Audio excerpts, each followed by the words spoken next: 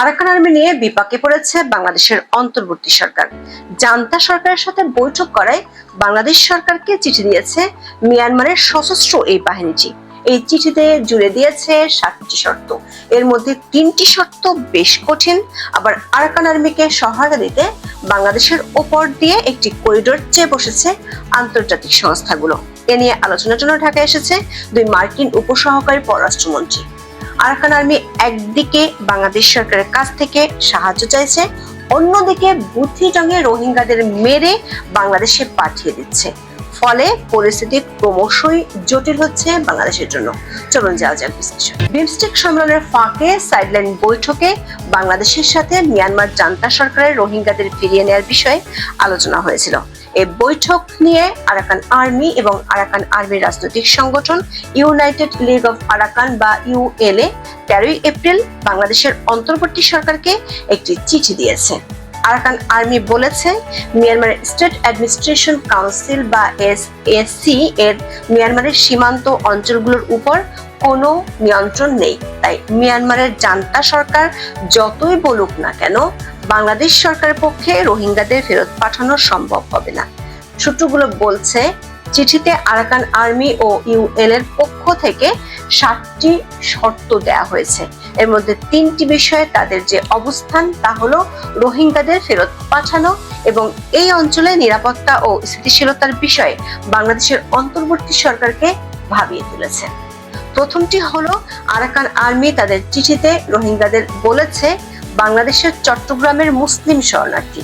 বিগত আওয়ামী লীগ সরকার আমলে 2018 সালের জানুয়ারিতে রোহিঙ্গাদের রাখাইনে ফিরিয়ে নিতে বাংলাদেশের সঙ্গে চুক্তি সই করেছিল মিয়ানমার সরকার, কিন্তু মিয়ানমারের জান্তা সরকার রোহিঙ্গাদের রোহিঙ্গা হিসেবে স্বীকৃতি দিতে চায়নি, যে কারণে প্রত্যাবাসন প্রক্রিয়া ভেস্তে যায়। আরাকান আর্মির দাবি হলো 1784 সাল পর্যন্ত আরাকান একটি সার্বভৌম রাজ্য ছিল। এখানে বার্মিজরাই থাকতো। ব্রিটিশরা 1862 সালে আরাকান দখল করে এবং বাঙালি মুসলমানদের বড় আকারে অভিবাসন শুরু করে। খবর হলো, রোহিঙ্গারা বাঙালি মুসলিম বা চট্টগ্রামের মুসলিম শরণার্থী হিসেবে ফিরে যেতে চায় না। আওয়ামী লীগ সরকার আমলেও তারা এর বিরোধিতা করেছিল। বিশ্লেষকরা বলছেন, রোহিঙ্গা পরিচয় ছাড়া এবং নাগরিকত্ব ছাড়া ক্যাম্প থেকে শরণার্থীদের পাঠানো যাবে না। ফলে আরাকান আর্মির এমন চিঠি বাংলাদেশের জন্য পরিস্থিতি জটিল করে তুলেছে। আরাকান আর্মির দ্বিতীয় যে আপত্তি, সেটি হলো রোহিঙ্গা সশস্ত্র গোষ্ঠীগুলো নির্মূল করা। আরাকান আর্মি 2024 সালের 25শে নভেম্বর বাংলাদেশের অন্তর্বর্তী সরকারের কাছে একটি বিশেষ রিপোর্ট পাঠায়।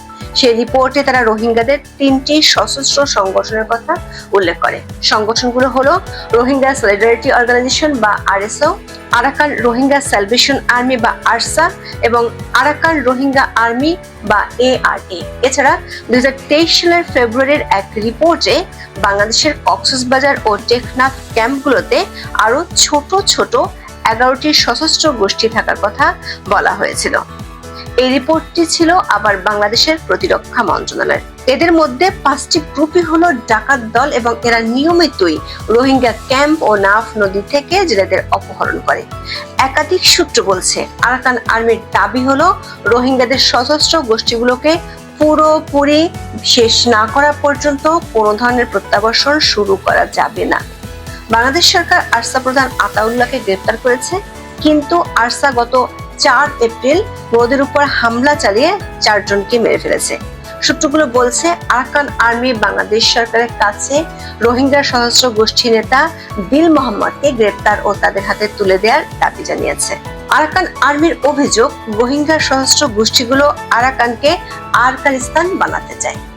আরাকান আর্মির 3 নম্বর গুরুত্বপূর্ণ শর্তটি হলো সশস্ত্র জঙ্গিদের থেকে বেসামরিক নাগরিকদের আলাদা করা, নিরাপদ অঞ্চলে যথাযথ আবাসন তৈরি এবং একটি নিরাপদ মানবিক অঞ্চল গঠনের জন্য আন্তর্জাতিক সম্প্রদায়ের নেতৃত্বে একটি গ্রাউন্ড ওয়ার্ক পরিকাঠামো গঠন করা। এখানে আরাকান আর্মি যুক্তরাষ্ট্র ও জাতিসংঘকে চায়। দর্শক, আপনাদের হয়তো মনে আছে, গত রমজানে জাতিসংঘের মহাসচিব অ্যান্টনিও গুতেরেস যখন বাংলাদেশ সফরে এসেছিলেন, তখন তিনি রাখাইনে মানবিক সহায়তা পৌঁছাতে বাংলাদেশের কাছে করিডোর চেয়েছিলেন। আবার রাখাইন রাজ্যের 3টি টাউনশিপ দখলে মিয়ানমারের জান্তা বাহিনীকে পরাজিত করতে আরাকান আর্মির দরকার সামরিক সহায়তা। এমন সহায়তার বিষয়টি নিয়ে আলোচনার জন্য ঢাকায় এসেছেন মার্কিন 2 উপসহকারী পররাষ্ট্রমন্ত্রী। একজন হলেন যুক্তরাষ্ট্রের দক্ষিণ ও মধ্য এশীয় বিষয়ক ব্যুরোর উপসহকারী সচিব নিকোল চুলিক, আরেকজন হলেন পূর্ব এশীয় ও প্রশান্ত মহাসাগরীয় বিষয়ক ব্যুরোর উপসহকারী সচিব অ্যান্ড্রু আর হেরাপ। মিয়ানমারে নিযুক্ত মার্কিন চার্জ অ্যাফেয়ার্স সুশান স্টিভেনসন বাংলাদেশ সফরকালে হেরাপের সঙ্গে আছেন। ঢাকা ও ওয়াশিংটনের কূটনৈতিক সূত্রগুলো বলছে, রাখাইনের আরাকান আর্মিকে সহায়তার বিষয়টি নিয়ে হোমওয়ার্ক অনেকখানি শেষ। নর্থ ইস্ট নিউজের এক খবরে বলা হয়েছে, টেকনাফের উত্তরে অবস্থিত মৌজার শিলখালি থেকে আরাকান আর্মিকে এ ধরনের সহায়তা দেওয়ার জন্য প্রাথমিকভাবে চিন্তা ভাবনা করা হচ্ছে। গুগল ম্যাপে দেখা যাচ্ছে এই শিলখালিতে বাংলাদেশের প্রতিরক্ষা বাহিনীর একটি যৌথ ফায়ারিং রেঞ্জ আছে, তবে এখনো এখানে কোনো ধরনের প্রস্তুতি নেওয়া হয়নি। গত ফেব্রুয়ারিতে বাংলাদেশ সেনাবাহিনীর ঊর্ধ্বতন কর্মকর্তা শিলখালি ভিজিট করেছেন বলেও নর্থ ইস্ট নিউজের খবরে বলা হয়েছে। মিয়ানমারের জাতিগত দ্বন্দ্ব নিয়ে আন্তর্জাতিকভাবে কাজ করে ফর্টিফাইড রাইটস সংস্থাটি গত 12ই মার্চ প্রকাশিত এক প্রতিবেদনে বলা হয়েছে, বাংলাদেশ ও আরাকান আর্মিকে খুব দ্রুত একটি মানবিক করিডোর গঠনের জন্য কাজ করা উচিত।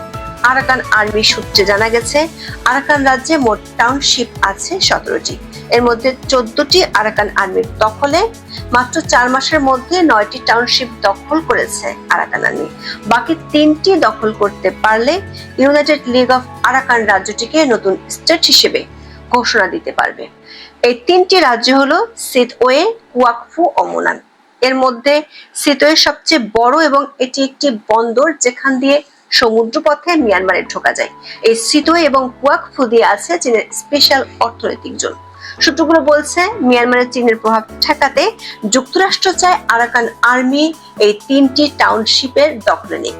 এ কারণে বাংলাদেশ যাতে আরাকান আর্মিকে সামরিক সহায়তা দেয়, সেজন্য যুক্তরাষ্ট্রের পক্ষ থেকে বাংলাদেশ সরকারের সাথে আলোচনা চলছে। যদিও বিষয়টিকে বলা হচ্ছে, মিয়ানমারে নির্যাতিতদের মানবিক সহায়তা দেওয়ার জন্য একটি মানবিক করিডোর গড়ে তোলা হবে, যে করিডোরের মধ্য দিয়ে মিয়ানমারে সাহায্য পাঠানো যাবে।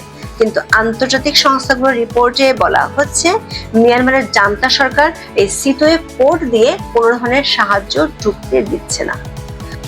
সমস্যা হলো, আরাকান আর্মি আন্তর্জাতিক প্রভাব খাটিয়ে একদিকে বাংলাদেশ সরকারের সাথে আলোচনা করছে, অন্যদিকে রাখাইন রাজ্যের পশ্চিমাঞ্চলের বড় শহর বুথিডং থেকে রোহিঙ্গাদের নির্যাতন করে বাংলাদেশে পাঠিয়ে দিচ্ছে। 16 এপ্রিল দৈনিক সমকালে প্রকাশিত এক খবরে বলা হয়েছে, জীবন বাঁচাতে অনেক রোহিঙ্গা পরিবার নিয়ে পালাচ্ছে, বাংলাদেশমুখী যাত্রা করছেন কেউ কেউ। এর মধ্যে ঘরবাড়ি ছেড়ে রোহিঙ্গা পালানোর ভিডিও ছড়িয়ে পড়েছে। এমন বাস্তবতায় নতুন করে বাংলাদেশের দিকে রোহিঙ্গা স্রোতের সংখ্যা দেখা দিয়েছে। খবর হলো, 4 এপ্রিল আরসার হাতে আরাকান আর্মির 4 সদস্য মারা যাওয়ার পর থেকে বুথিডং শহরে আরসার সদস্য সন্দেহে রোহিঙ্গাদের উপর নির্যাতন চলছে। রাখাইন রাজ্যে সবচেয়ে বেশি রোহিঙ্গা থাকে বুথিডং শহরে। শহরটি অনেক আগে আরাকান আর্মি মিয়ানমার জান্তা সরকারকে হটিয়ে দখলে নিয়েছে। কক্সবাজার, উখিয়া ও টেকনাফের 33 আশ্রয় শিবিরে বর্তমানে নিবন্ধিত রোহিঙ্গার সংখ্যা 12.5 লাখ। বর্তমান অন্তর্বর্তী সরকারের আমলে ঢুকেছে 60,000-এর বেশি।